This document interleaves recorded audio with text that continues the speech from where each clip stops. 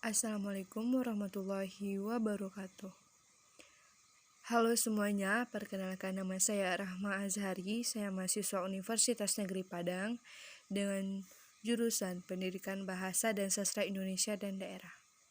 Pada kesempatan kali ini saya mendapat tugas pada mata kuliah Teori Pembelajaran Bahasa Indonesia, dosen pembimbing yaitu Ibu Yulianti Rashid SPD MPD. Pada kesempatan kali ini, saya akan menjelaskan materi mengenai metode pembelajaran bahasa yang dilatar belakangi oleh psikologi tradisional, behavioristik, kognitivistik, dan humanistik. Yang pertama yaitu mengenai metode pembelajaran bahasa yang dilatar belakangi psikologi tradisional. A. Tokoh dan ide utama psikologi tradisional. Yang dimaksudkan dengan psikologi tradisional dalam buku ini adalah psikologi yang konsep-konsepnya tidak didasarkan atas penerapan metode ilmiah atau scientific method. Menurut Sudjana, psikologi sebagai ilmu dimulai tahun 1879. Sewaktu Wilhelm Wundt, seorang ahli filsafat, ahli faal, dan psikolog mendirikan laboratorium psikologi di kota Leipzig, Jerman. Dalam laboratorium itu diteliti 3 permasalahan utama, yakni pertama, proses kesadaran serta unsur-unsur yang membentuknya. Yang kedua, yaitu cara-cara unsur itu saling berhubungan. Yang ketiga, menemukan hukum atau aturan yang berhubungan unsur-unsur tersebut. Dengan kata lain, konsep-konsep psikologis yang diungkapkan sebelum masa Wundt adalah psikologi tradisional. Terdapat 5 aliran psikologi tradisional, yaitu psikologi masa Renaissance dan humanistik klasik, yaitu pada abad ke-15 dan 16. Yang kedua, psikologi reformatif dan kontrareformatif pada abad ke-16. Yang ketiga yaitu psikologi zaman realisme pada abad ke-16 dan ke abad 17. Yang keempat, psikologi zaman rasionalisme yaitu pada abad ke-17. Yang terakhir yaitu psikologi abad ke-19. Dalam subbab ini, mengingat keterbatasan ruang gerak, hanya ditampilkan 3 orang tokoh, yaitu Francis Bacon, yaitu zaman realisme, yang kedua John Locke, dan yang ketiga Jean-Jacques Rousseau, yaitu pada zaman rasionalisme. Selanjutnya yaitu metode tata bahasa terjemahan atau grammar translation method. Yang pertama yaitu sejarah singkat. Hingga abad ke-15, bahasa Latin merupakan bahasa yang paling banyak dipakai dalam bidang-bidang pendidikan, komersial, keagamaan, dan pemerintahan di negara-negara barat. Hal itu tidak terlepas dari kecenderungan para filosof, yaitu Aristoteles, Plato, Descartes, dan sebagainya, mengungkapkan pemikirannya tentang segala aspek pengetahuan. Namun, menjelang abad ke-16, ketika negara Prancis, Italia, dan Inggris menepati kedudukan penting sebagai akibat perubahan politik di Eropa, penggunaan bahasa Latin mulai menurun, baik dalam komunikasi lisan maupun tulisan.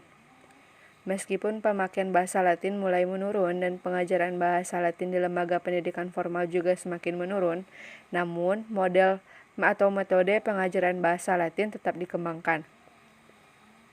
Analisis gramatikal dan retorik bahasa Latin menjadi model pembelajaran bahasa asing sejak abad ke-15 hingga ke abad 17. Siswa-siswa yang mempelajari bahasa asing di lembaga-lembaga pendidikan formal di Prancis, Inggris, serta negara lain di Eropa akan diberi serangkaian latihan tentang penggunaan kaidah atau tata bahasa. Lain model pembelajaran bahasa yang berlaku adalah pemberian atau penanaman kaidah-kaidah keterbahasaan, penafsiran penerjemahan, dan pembuatan kalimat-kalimat berdasarkan kaidah-kaidah yang telah dihafalnya. Guru kadang-kadang juga memberikan teks-teks paralel, suatu teks berbahasa Latin sedangkan teks lain berbahasa asing yang sedang dipelajari siswa tersebut. Pada abad ke-17, bahasa Latin dipandang sebagai bahasa modern. Artinya, seseorang akan dipandang modern dan intelek jika menguasai bahasa Latin, meskipun bahasa Latin itu sendiri sudah mati karena tidak ada lagi penutur asli. Pada awal abad ke-19, pendekatan yang didasari oleh pembelajaran bahasa Latin ini menjadi acuan standar bagi pembelajaran bahasa asing di sekolah-sekolah. Buku-buku teks yang cenderung seragam pada pertengahan abad ke-19 merupakan bukti keadaan tersebut. Buku-buku teks berisi butir-butir ketatabahasaan. Setiap aspek ketatabahasaan dikembangkan dalam bentuk daftar kaidah, dibuatkan kaidah-kaidah penggunaannya, dan akhirnya ditambah dengan ilustrasi penggunaan kaidah tersebut dalam bentuk kalimat. Kalimat-kalimat yang ditampilkan pun tidak menggambarkan suatu teks atau wacana, melainkan merupakan penggalangan lepas. Antara kalimat yang satu dengan kalimat yang lain tidak memiliki hubungan. Metode tata bahasa terjemahan atau disingkat dengan MTBT, tumbuh dan berkembang di kalangan pakar-pakar pembelajaran bahasa Jerman. Tujuan perkembangan metode ini yaitu agar siswa mengetahui segala sesuatu berkaitan dengan sesuatu, dan pengetahuan tersebut hendaknya melebihi objek itu sendiri. Metode ini akhirnya juga berkembang di Amerika Serikat, dikenal dengan nama metode Prusia atau Prussian Method. Uraian tentang perkembangan Prussian Method ini dapat dilihat pada buku Beziers, seorang guru klasik dari Amerika pada tahun 1845. Dalam buku yang berjudul The Ciceronian or the Prussian Method. Yang kedua yaitu landasan teori kebahasaan. Metode tata bahasa terjemahan atau MTBT jelas tidak memiliki acuan teori kebahasaan yang standar. Tata bahasa yang berkembang pada saat itu jelas tata bahasa beraliran linguistik tradisional yang sangat dipengaruhi oleh tata bahasa Latin. Teori-teori linguistik tradisional sama halnya dengan psikologi tradisional, bersifat spekulatif karena sangat kental dipengaruhi oleh pemikiran kefilsafatan, baik idealisme maupun materialisme. Pembagian kelas kata misalnya disesuaikan dengan kelas kata bahasa Latin, yaitu ada 10 kelas kata. Yang ketiga yaitu landasan teori pembelajaran. Landasan teori pembelajaran digunakan dalam penyusunan MTBT juga tidak jelas. Psikologi, apalagi psikologi pembelajaran, belum dikaji secara ilmiah, jadi psikologi yang mempengaruhi penyusunan MTBT juga psikologi tradisional, terutama empirisme atau periksa uraian sebelumnya. Yang keempat yaitu rancang bangun metode. Pada rancang bangun metode memiliki 7 karakteristik. Yang pertama, ia mempunyai tujuan belajar bahasa asing adalah agar seseorang dapat membaca teks-teks bahasa asing. Yang kedua, fokus utama pembelajaran bahasa adalah membaca dan menulis. Yang ketiga, yaitu pemilihan kosakata yang dibelajarkan semata-mata didasari oleh teks-teks bahasa asing yang dibelajarkan. Yang keempat, kalimat merupakan unit pusat pembelajaran bahasa dan penerjemahan. Yang kelima, penekanan pembelajaran juga diletakkan pada keakuratan.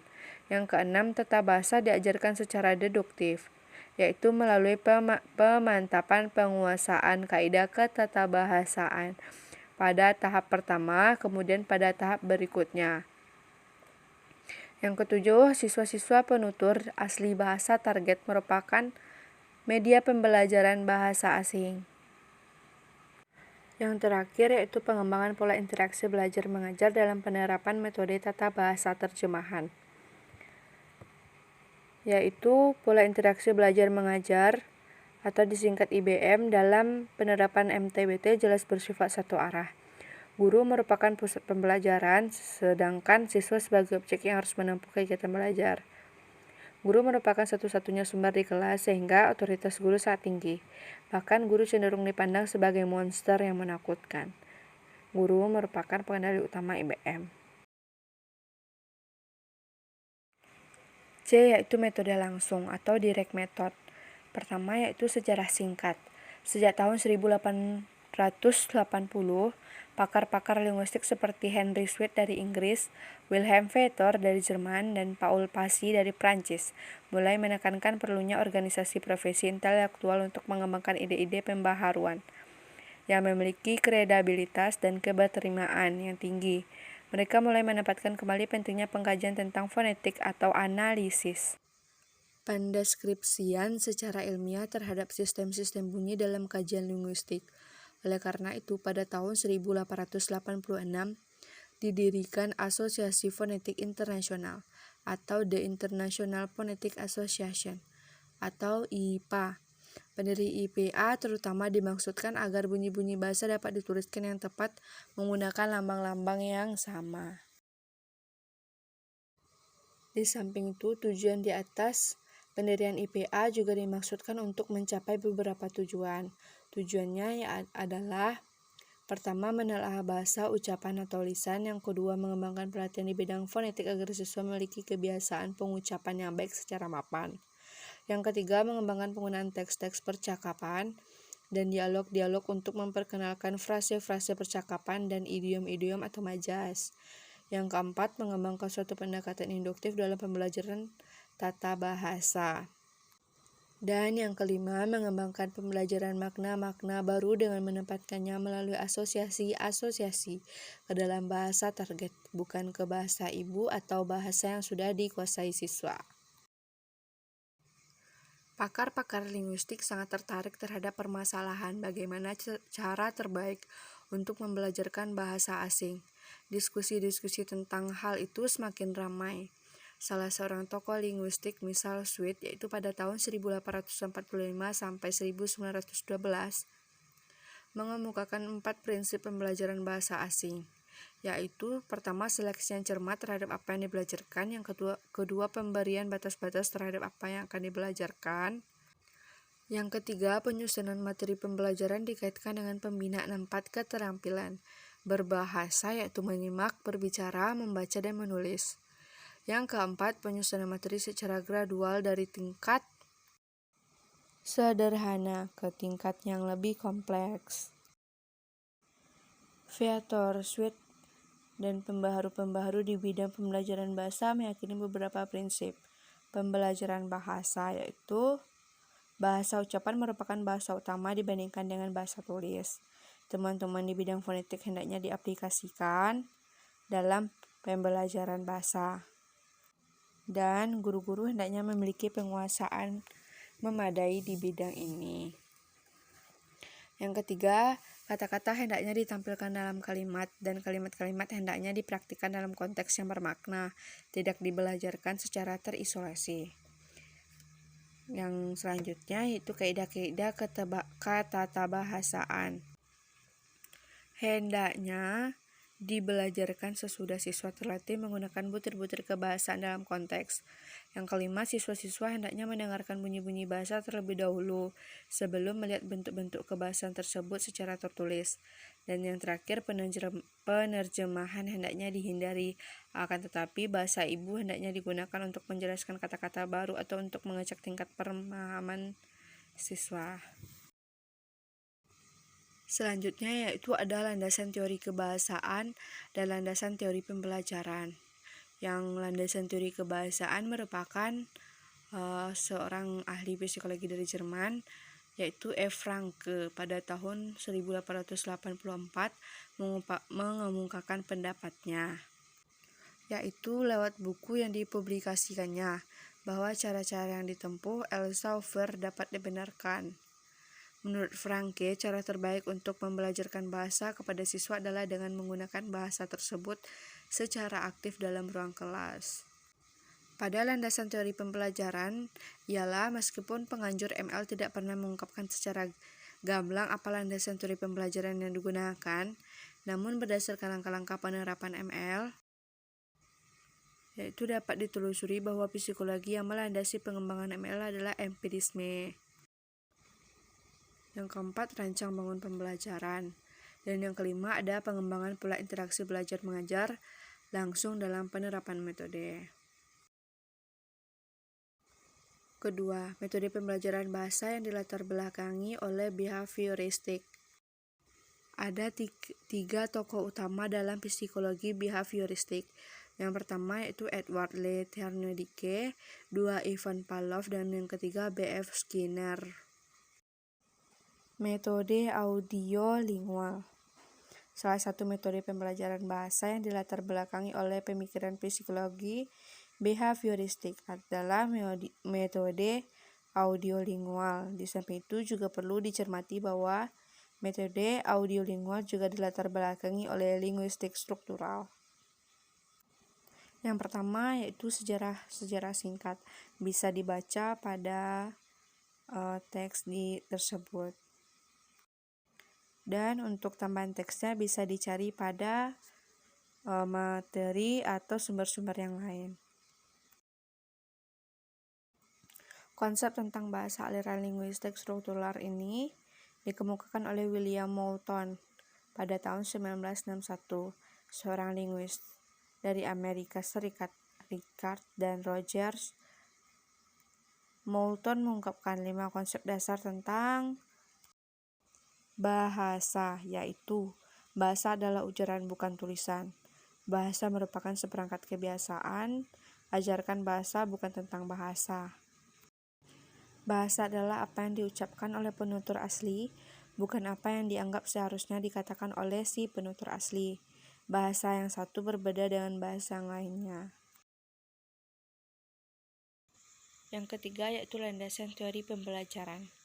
Metode audiolingual sangat dipengaruhi oleh psikologi behavioristik. Psikolog behavioristik memandang manusia sebagai organisme yang pasif, yang dikuasai oleh stimulus-stimulus yang terdapat dalam lingkungannya. Ciri-ciri teori behavioristik secara ringkas dapat dijelaskan sebagai berikut. Yang pertama, mementingkan pengaruh lingkungan atau environmentalistik. Yang kedua, mementingkan bagian-bagian atau elementaristik. Yang ketiga, mementingkan peranan reaksi. Yang keempat, mementingkan mekanisme terbentuknya hasil belajar. Yang selanjutnya, mementingkan pengalaman masa lalu, mementingkan pembentukan kebiasaan, dan dalam pembacaan permasalahan, manusia dipandang menggunakan konsep trial dan error. Yang keempat, ada rancang bangun metode. Tujuan pembelajarannya yaitu terdapat 2 tingkat tujuan pembelajaran, yaitu tujuan jangka pendek dan jangka panjang. Tujuan jangka pendek dirumuskan dalam 4 tahap, yaitu tahap pertama, pengembangan kemampuan reseptif auditif siswa melalui latihan menyimak. Kedua, tahapnya adalah pengembangan kemampuan siswa memproduksi wacana. Tahap yang ketiga, pengembangan kemampuan menulis, dan yang tahap terakhir yaitu tahap keempat, pengembangan kemampuan mengarang. Berbeda dengan tahap ketiga, pada tahap keempat ini siswa dilatih untuk mengembangkan kemampuan menulis produktif, bukan reproduktif. Yang B ada peranan pembelajar, guru, dan materi, sesuai dengan landasan teori pembelajaran yang beraliran behavioristik. Pembelajar atau siswa cenderung ditempatkan sebagai objek pembelajaran. Pengembang metode audiolingual ini meyakini bahwa pembelajaran pada awalnya berkedudukan pasif, yang dikenai pengaruh lingkungan. Oleh sebab itu, peran guru atau pembelajar sangat menonjol karena berkedudukan sebagai pencipta, sekaligus pengembang lingkungan yang memungkinkan siswa menerima serangkaian stimulus. Yang kelima, ada pengembangan pola interaksi belajar mengajar dalam penerapan metode audiolingual. Pola IBM yang berkembang dalam penerapan MA cenderung tidak jauh berbeda dengan pola IBM dalam penerapan ML. Dalam MA, terutama dengan dikembangkannya teknik tanya jawab dan penugasan, interaksi guru siswa tidak bersifat satu arah. Selanjutnya yaitu metode Suggestopedia. Sejarah singkatnya, merupakan suatu metode yang dikembangkan oleh pakar psikologi dari Bulgaria, yaitu suatu negara yang terdapat di Eropa Timur. Metode ini dikembangkan oleh George Lezanov, yaitu seorang pakar psikologi. Namun juga pakar di bidang pendidikan, psikiater, dan ahli fisika. Yang kedua, landasan teori kebahasaan. Dalam Suggestopedia, Lezanov tidak membicarakan teori bahasa. Ia tidak begitu memperhatikan asumsi-asumsi mengenai unsur-unsur bahasa serta organisasinya. Yang ketiga, landasan teori pembelajaran. Pemberian sugesti adalah jantung metode Suggestopedia. Menurut kebanyakan orang, sugesti ini agak berbau hipnotis. Lezanov agak mengakui kemungkinan asosiasi tersebut bagi pengembangan metode Suggestopedia. Lezanov mengutip pandangan Brankov bahwa komponen yang dapat dianggap sebagai tempat beroperasinya desugesti serta sugesti merupakan jalan masuk bagi cadangan ada 6. Yang pertama, wibawa. Yang kedua, sifat kekanak-kanakan. Yang ketiga, sumber ganda. Dan yang keempat, intonasi, irama, dan konser pseudo-pasif. Selanjutnya yaitu rancang bangun metode. Yang pertama yaitu ada tujuan, yang kedua ada silabusnya, yang ketiga tipe-tipe kegiatan pembelajaran dan pengajaran, yang keempat peranan pengajar, yang keenam yaitu peranan materi pembelajaran, dan yang ketujuh prosedur penerapan metode Suggestopedia. Yang kelima, pengembangan pola interaksi belajar mengajar dalam penerapan metode Suggestopedia. Pengembangan pola IBM dalam penerapan MS atau metode Suggestopedia jauh lebih baik dibandingkan dengan pola IBM dalam penerapan metode-metode sebelumnya, yaitu MTBT, ML, dan MA. Hal ini terutama disebabkan oleh dikembangkannya aktivitas kelompok-kelompok belajar dalam kelas. Melalui aktivitas ini, maka jaringan IBM antara siswa dan guru dan antara siswa itu sendiri dan antar siswa itu sendiri berkembang dengan baik. Yang keenam, kemungkinan penerapan metode Suggestopedia dalam pembelajaran bahasa Indonesia. Yang pertama, metode Suggestopedia atau sering juga disebut dengan metode Lezanov. Yang kedua, ciri yang paling mencolok yaitu penggunaan musik dan ritme musik bagi pembelajaran. Yang ketiga, memperhatikan teori bahasa sebagai salah satu bagian pendekatan metode Suggestopedia.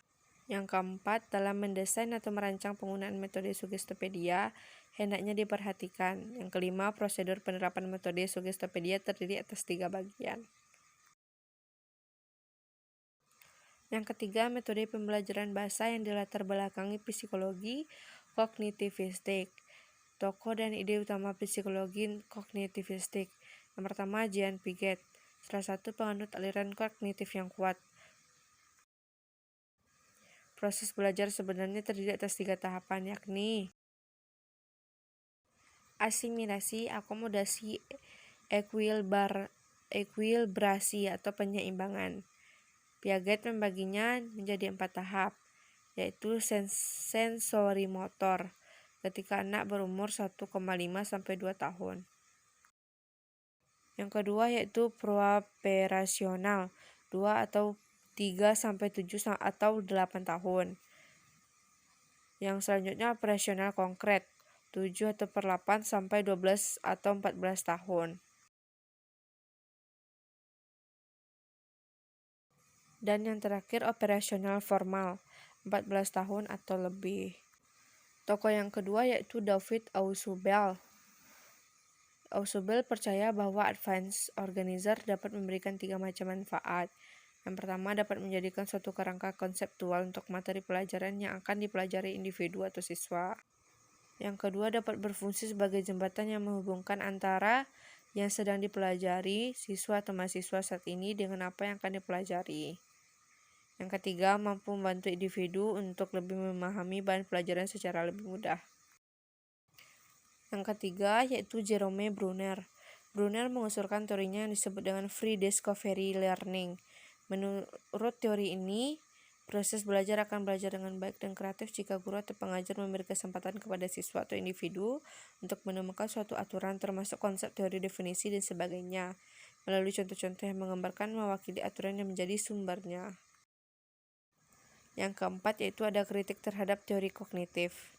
Terutama teori ini dikembangkan oleh Piaget, sering dikritik karena sukar dipraktikkan, terutama tingkat-tingkat lanjut.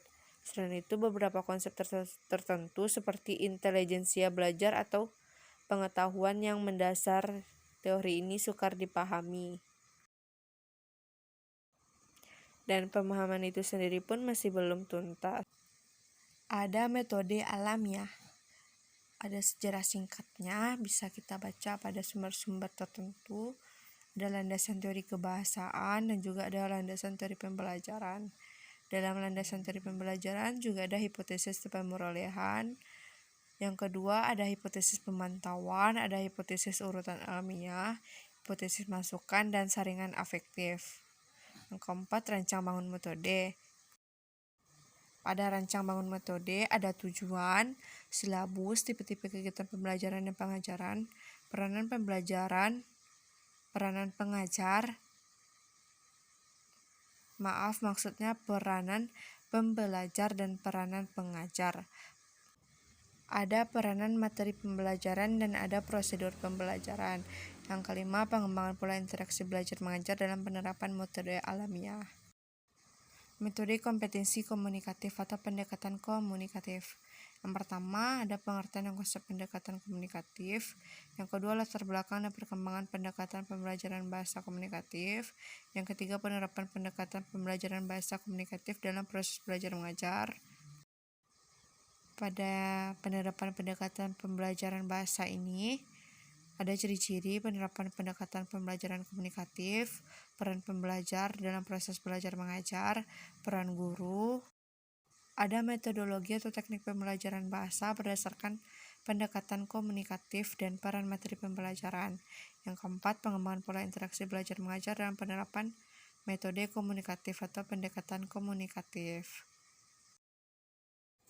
Yang keempat, metode pembelajaran bahasa yang dilatar belakangi psikologi humanistik. Aliran psikologi yang keempat adalah psikologi humanistik. Bagi penganut teori psikolog ini, proses belajar harus berhulu dan bermuara pada manusia itu sendiri. Dari keempat teori psikolog atau belajar, teori inilah yang paling abstrak, yang paling mendekati dunia filsafat daripada dunia pendidikan. Meskipun teori dalam psikologi ini sangat menekankan pentingnya isi daripada proses belajar, dalam kenyataannya teori ini lebih banyak berbicara tentang pendidikan dan proses belajar dalam bentuknya yang paling ideal. Dengan kata lain, teori ini lebih tertarik pada ide belajar dalam bentuknya yang paling ideal daripada belajar seperti apa adanya, seperti apa yang biasa kita amati dalam dunia keseharian. Oke, sekian penjelasan dari saya. Mungkin dapat dibaca atau ditambah sumbernya dari sumber yang lain.